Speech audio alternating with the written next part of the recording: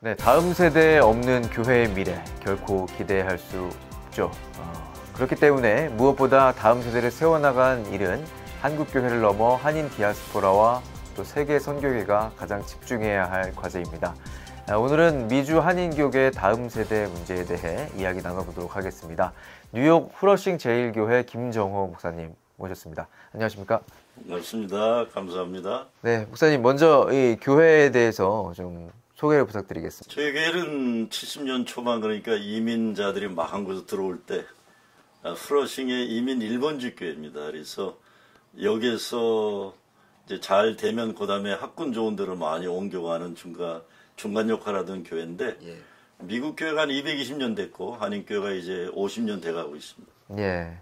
지금 이제 한국 교회는 코로나 이후에 교회 이미지도 추락을 하고 있고 또 다음 세대가 감소하고 여러 가지로 위기 상황에 빠져 있다고 진단을 하고 있는데, 현재 미국의 한인교계 상황은 어떤지 궁금합니다. 어렵죠. 어렵고 코로나가 터졌고, 그리고 기성교단들은 또 동성애 목사 안수 문제 때문에 진통을 겪고 있고 아주 어렵고, 또 2세들은 빠져나가고 위기입니다. 위기인데 그저 원래 교회 역사라는 게 위기 속에서 하나님의 기회를 주셨기 때문에 그거 붙잡고 기대하고 버텨나가는 거죠. 뭐. 예, 이제 위기를 맞았다는 측면에서는 같은 상황인 것 같은데, 그렇죠. 예, 지금 이제 심호하고 계신 이 뉴욕 지역, 또 후러싱 지역의 한인 교계, 또 더 나아가서 또 미국 교계까지 봤을 때, 지금 상황은 좀 어떤지도 알고 싶습니다. 첫째, 제가 속한 교단이 연합감리교단인데 동성애 목사 안수 문제 때문에 아주 큰 진통을 겪고 있고요. 그래서 교단 탈퇴하는 일도 일어나고 있고, 저는 이런 상황 속에서 정말 눈 부릅뜨고 하나님이 뭘 보여주시는가. 그래서 저는 많은 얘기하는 게, 한인 이민교회들이 숫자적은 적어도 영적인 그 고지를 지켜나가면서 미국 교회에 긍정적인 영향을 주시는 길이 뭔가 기대하고 기도하고 있는 중입니다. 예, 방금 말씀해 주셨지만 이제 뭐 동성애 문제도 있고요, 뭐 포스트 모더니즘, 여러 가지 이제 반기독교적인 사상들이 또 미국 사회에는 더욱더 많이 녹아 있는 것 같은데, 이러한 이제 흐름들이 한인교계에 또 미치는 영향들도 많이 있는지 궁금합니다. 그렇게 되다 보면서 교회에 대한 그 젊은이들이 많이 잘 안 올라오고 그러는 문제도 있는데, 그래서 감사한 것은 제가 지난 20여 년 보면서 우리 한인 2세들이 팀 켈러라든가 이런 미국 복음주의 진영에 대거 지금 한인교에서 못하는 거를 거기서 많이 훈련받고 있다는 게 감사한 일이 일어나고 있고요. 저는 긍정적으로 보는 건, 제가 속한 교단에 목사들이 많이 그만뒀어요. 코로나 기간 은퇴도 하고. 왜 그렇죠? 그러다 보니까 한국에서 온 젊은 신학생들, 목사들이 미국 교회 담임으로 좀 계속 들어가고 있는, 전에는 생각하지 못했던, 그래서 이것도 하나님의 한국 교회를 선교의 그 역할을 쓰게 하시는 게 아닌가. 그래서 저는 이런 일이 다 가능하네. 그래서 한국 교회에 대한 기대가 커요. 오히려 미국 교회를 도와줄 수 있는, 아직 욕 많이 먹고 난리쳐도 영적인 그 기운이나 또 소명은 한국 교회가 잃지 않고 있다고 봅니다. 그래서 정말 한국 교회가 미국 교회를 도와줄 수 있는 기회가 왔지 않나, 저는 요즘 그런 생각합니다. 오히려 예. 사실 한국교계에서 이제 기성세대와 뭐 MZ세대 이런 또 갈등들이 사실 많아요. 근데 한인교계 같은 경우에도 이제 1세대와 또 2세대 간의 그런 여러 가지 또 문화 차이라든지 언어 차이라든지 여러 가지 차이점들이 많이 있을 것 같은데, 그로 인해서 발생하는 어려움이나 이런 부분도 궁금합니다. 그거는 사실 어느 시대나 있지 않을까 생각을 들면서도 점점 더 어려워지는 이유가, 미국의 한인교회 목사들이 미국에서 훈련받지 않은 사람들이 많이 들어와요. 그러니까 점점 한국화가 되고 있다 보니까 좀 멀어지는 것 같아요. 80년대만 돼도 이민 사회에서 자라난 사람들이 이민 공동체에 같이 갔는데, 또 먹고 사는 게 넉넉하다 보니까 각 그룹들이 자기들끼리 따로 놀아요. 그래서 아주 어려운 때가 왔다 생각을 합니다. 그래서 이거가 지금 가장 큰 난점이죠. 그래서 어쩌면 방송국에서 이런 걸 다뤄주시는 것도 우리에게 큰 도전이죠. 예. 그 말은 이제 기성세대가 기존의 어떤 관념들이나 뭐 이런 습관들을 좀 고수하고 있는. 그러니까 이민 1세 교회는 점점 구태의연한 옛날 거를 고집만 하고 세상은 빨리 변하는데 LA의 큰 대형 교회 영어 목회 그 교인이 회사 사장이 한 1000명 되는 회사 사장인데 한옥교회 장로가 그게 직원이에요, 그 회사. 근데 교회만 오면 뭐라 그러냐면 니네들이 뭐하냐.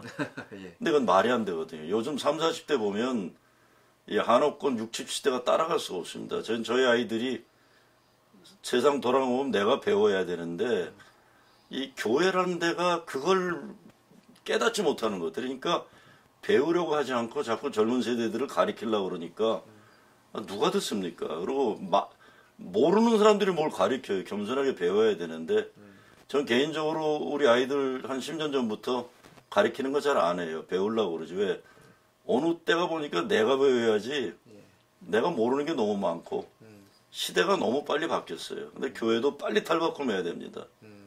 근데 교회는 점점 외골수가 돼가고 바리새인 만드는 비슷한 것만 열심히 하니까 한 20여 년 전에 팀 켈러를 우리들이 만난 적이 있는데 그때 너무 자존심 상하는 말을 들었어요. 왜 당신네 교회 4,000명 모이는데 2,000명의 우리 2세들이 거길 가느냐. 우리 교회는 안 오는데. 그때 팀 켈러가 눈 하나 깜짝 안 하고 했던 말이 니네 이민교회들 보면 탕자에 배어 나오는 큰아들 같은 바리새인 교회인데 2세들이 갈 거라고 생각하는 자체가 착각이다. 난 그 말에 자존심도 상했지만 도전을 받고 그때부터 제 목회를 하면서 어떻게라도 바리새인 것은 버리고 복음적인 탕자가 올 수 있는 교회를 만드는 교회 해보자 하는 게 제 진짜 관건이었어요. 근데 아직도 이게 전반적인 한인교회 문제입니다. 그래서 한인국교회도 그렇지만 교회의 존재 목적을 바리새인 만드는 거로 착각하는 그래가지고는 안 되죠. 그래가지고. 조금 더 구체적으로 말씀해 주시면 아까 그 큰아들 같다는 의미는 제가 아틀란타에서 예배당을 잘 줬어요. 너무 잘 줬는데 그러니까 젊은이들이 오면서 스타벅스 컵 같은 거 가지고 와요. 예배. 그러면 장로들이 나가라고 그래요. 저도 속상하죠. 왜냐하면 얼마나 고생해서 예배당. 근데 나가라고 그러면 안 되죠. 스타벅스 마시건 뭐라건 젊은이들이 오는 게 중요한 건데 한국교회는 아직도 리더십이 이민교회도 목사는 물론 장로들이나 리더들이 고리타분한 옛날식을 못 버리고 바리새적인 거를 고수하는 게 이게 교회라고 생각하는데 제가 보기엔 예수하고 너무 관계가 없어요. 예수의 자유, 예수의 용납함, 예수님이 보여준 그 사람 차별 안 하는 사랑. 근데 한국교회는 뭐 무슨 옷 입고 오느냐, 뭐 이런 거예요. 태도. 뭐 2세들이 인사 안 한다. 제가 한 번은 장로한테 아니 장로님이 먼저 인사하면 안 되냐고. 왜 인사? 뭐가 그렇게 중요해? 물론 인사하면 고맙죠. 그런데 그 사람들이 왜 인사 안 하냐를 알지도 못하면서 그냥 일방적으로 하니까 점점 멀어지죠. 뭐 이게 참 큰 문제입니다. 저는 2세들이 알아서 할 거지만 1세들이 정말 겸손해지고 우리 문제가 뭔가를 성찰 안 하면 이민께 미래가 없습니다.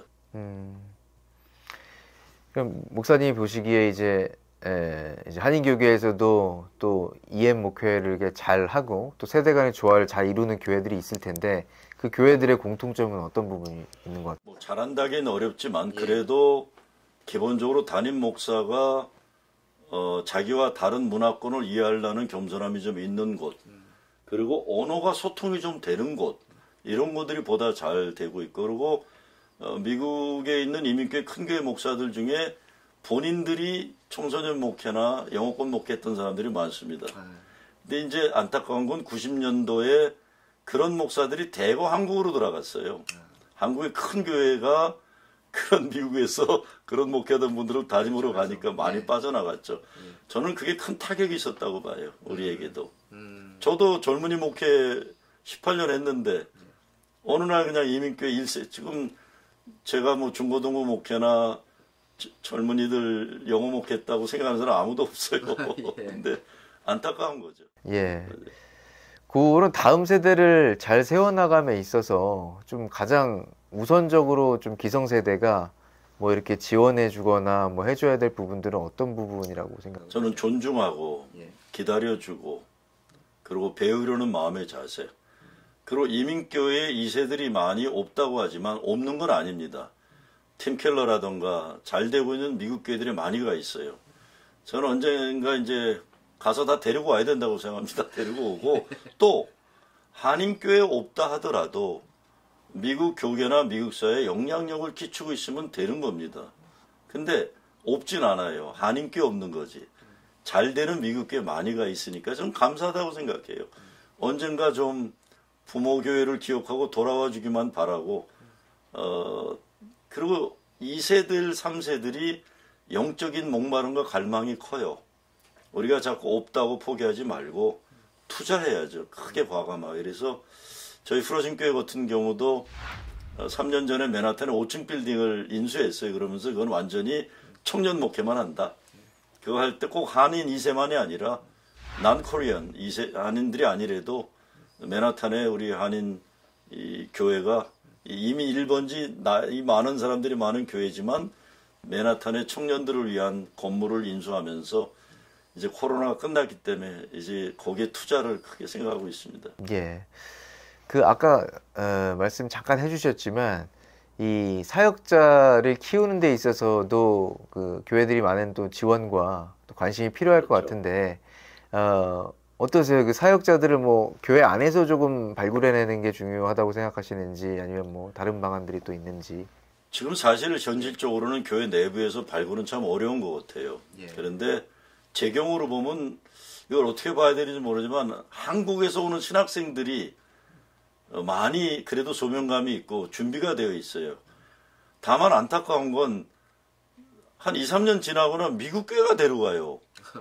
그러니까 그게 왜 그런가 봤더니 미국 목사들은 영어는 잘하지만 많은 목사들이 기본기가 안 돼 있는데 이 한국에서 온정을 만드는 신학생이나 젊은 목사들은 영어는 못하지만 아픈 교인 보면 기도해주고 기본을 하잖아요. 신방하고 못 알아듣는 것들도 복음을 증거하. 그래서 저는 지난 코로나가 지나면서 2, 3년간 바라보면서 이게 새로운 현상이다. 한국 교회가 미국의 목사를 수급할 수 있는 새로운 통로가 열리는구나. 이런 전에는 생각하지 못했던 것을 그래서 꼭 2세들만 키워내는 게 아니라 뭐 영어가 좀 짧아도 조명감 있는 한국에서 오는 신학생들, 젊은 목사들 저는 굉장히 좋은 자원이라고 생각합니다. 예. 2세들의 그 신앙생활에 있어서 한 사람의 건강한 이제 다음 세대 사역자가 바로 서 있는 것이 얼마나 중요하다고 생각하시는지. 저는 2세들은 1세보다 오히려 자기들의 목회자와의 인간관계가 굉장히 긴밀한 것 같아요. 그래서 저도 청년들이 우리 청년 목사들이 이 담임 목사랑 나갈 때마다 쭉쭉 빠져나가요. 그러면 뭐 장로님들이나 답답해 하는데 저는 그거 아니다. 그거 자기 능력이다. 그리고 그런 긴밀한 관계를 맺고 있는 좋은 목사 따라 나가면 좋은 거죠. 그런데 그 이후에 나간 목사들을 후속 조치를 도와줘야 돼요. 뭐 훈련 받는데 재정 지원한다. 제가 한 4년 전에 팀 켈러라든가 이런 복음주의 쪽에서 큰 컨퍼런스를 할 때 뉴욕, 뉴저지 10명의 30대 목사를 돈을 대줘가지고 같이 간 적이 있어요. 난 진짜 재미없더라고요. 나는 그 팀 켈러니 뭐 이런 사람도 답답해요. 근데 와 젊은 목사들은 너무 좋아하는 거예요. 그래서 제가 그때 앞으로 이런 거 투자해야 되겠다. 그래서 코로나 기간 한 30명 줌으로 했지만 이제부터 열리니까 좋은 세미나나 이런 거 있으면 1세 교회가 투자해 줘야죠. 나갔어도. 왜냐하면 그 사람들은 자원이 부족해요. 젊은이들 목회하는 사람들이 제일 힘든 게 재정이 어려우니까 그거를 내 교회 중심으로가 만들고 전체를 살린다는 생각으로 진짜 과감히 투자해야죠. 근데 저희 교회도 이제 50주년 맞이하면서 좀 한번 과감히 투자하려는 준비들 하고 있는 중에 하나가 교회 개척하는 것과 동시에 젊은 목사들의 멘토링을 위한 좀 재정적인 지원이 필요하겠다 이런 거를 좀 생각하고 있습니다. 아마 이제 말씀해 주셨다시피 건강하게 다음 세대 사역자가 바로 서 있는 게 곧 다음 세대를 살릴 수 있는 하나의 방법이 될 것 같은데, 그렇게 되기 위해서는 이제 기성세대 사역자와 다음 세대 사역자가 소통을 잘 해야 되잖아요. 이제 미국 한인교계에서 사역자 간의 소통에 있어서 좀 중요성은 어떤 부분? 저는 잘 되는 교회가 얼마나 있는지 는 모르겠어요. 근데 목회 잘하려고 하지 말아라. 네가 좋은 목사 되면 된다. 네가 좋은 목사 되면 하나님이 쓰실 거다. 근데 우리가 장사할 때도 그런 거지만 빨리 돈을 벌려고 그러는 것 같아요. 근데 그게 아니라 지금 말씀하신 것처럼 좋은 목사 한 사람을 키워내면 하나님이 그 한 사람을 통해 큰일을 하실 거라고 봅니다. 그리고 뭐 갑자기 교인이 50명, 100명, 200명, 300명 그거 바라보는 거 그거 안 됩니다. 사람에게 투자라는 거는 그 목사 자신이 아니 지금 신학교 갓 졸업한 사람이 얼마나 잘하겠어요. 기다려줘야죠. 근데 인내심들이 약해요. 인내심들이 약한데 좋은 목사나 만드는 거는 교회 전체가 기도하면서 참아내면서 품어주면서 가야죠. 예.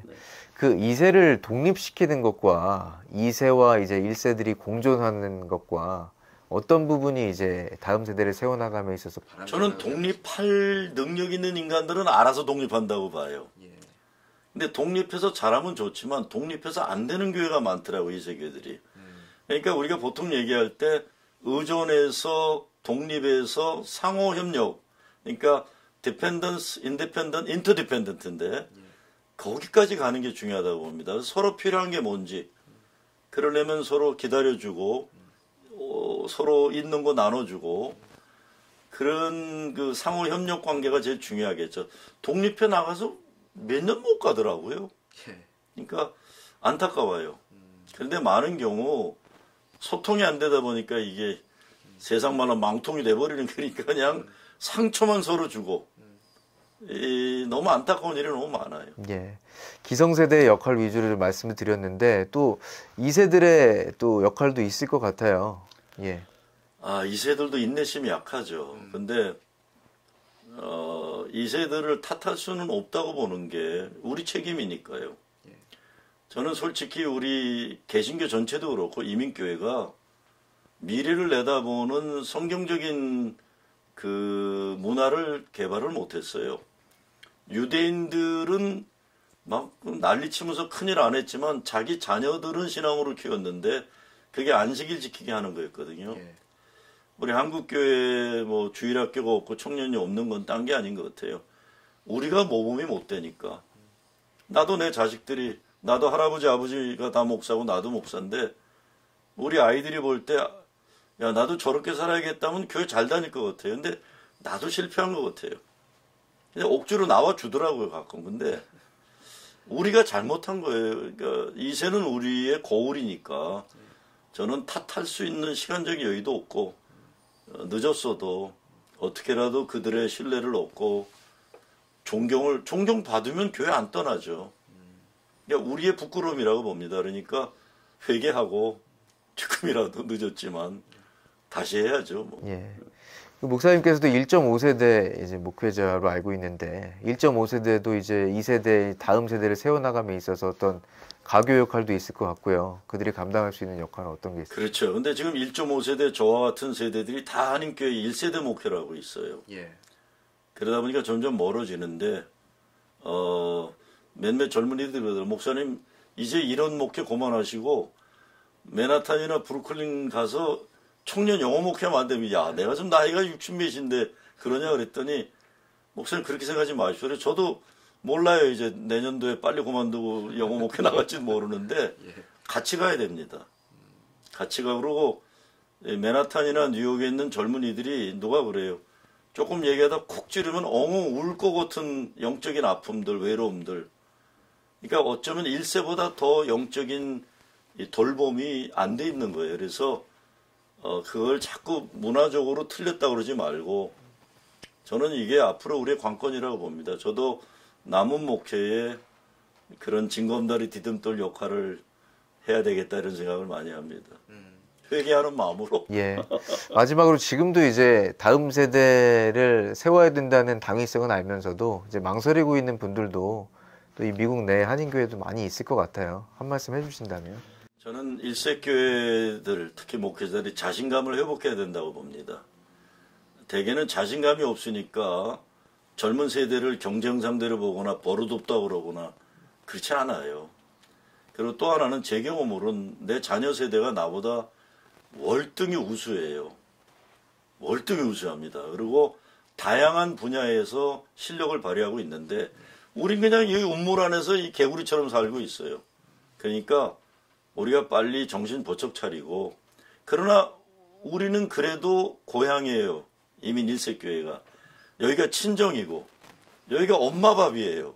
엄마 밥이 있는 곳이에요. 그러니까 우리의 거룩한 소명, 자녀들이 아프고 어려울 때 찾아올 수 있는 그거를 버리지 말고 끝까지 기다려. 어떻게 보면 탕자 아버지가 기다린 것처럼 우리 기다려야죠. 판단하지 말고. 그럼 하나님이 도우시겠죠. 그러니까 저는 기다리고 내가 할 수 있는 역할을 하려고 합니다. 오늘 말씀 여기까지 듣겠습니다. 감사합니다. 네. 이 프로그램은 여러분의 미디어 선교 후원으로 제작되었습니다. 선교는 사명, 후원은 동역. 당신도 복음을 전할 수 있습니다.